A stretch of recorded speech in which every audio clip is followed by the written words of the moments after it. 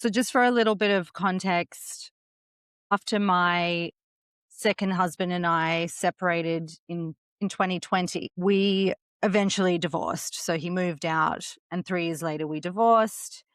And this year or last year, we reconciled. So, we went from being in no communication to finding our way back to each other.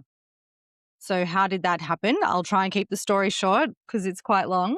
But essentially, learning how to become a feminine embodiment coach actually changed my life. And that is why I do this work now, because it is literally life changing. I went to therapy and it was helpful, certainly, but not in the way that feminine embodiment can change your life. And what I learned through that process was presence, which you touched on briefly before, understanding my patterns and being open.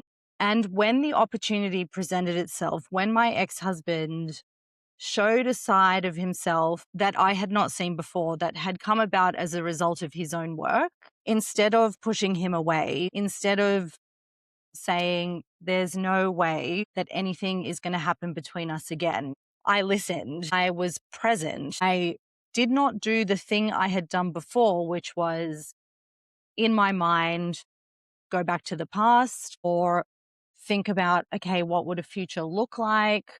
I didn't do any of those things. I stayed present in the moment and listened to what he was saying to me. Now, the ability to be present is a real practice. It's not something we do normally. Think about yourself lying in bed at night, unless you're very practiced at meditation or presence practices.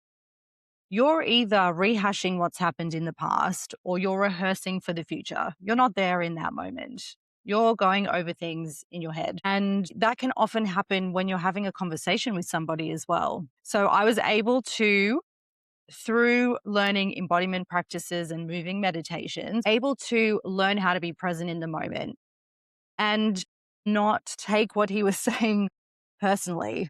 He was telling me, this hurt. I felt pain when this happened. And I could sit and accept his pain without trying to deflect, without trying to rationalize, without trying to gaslight, which is something I used to do as well.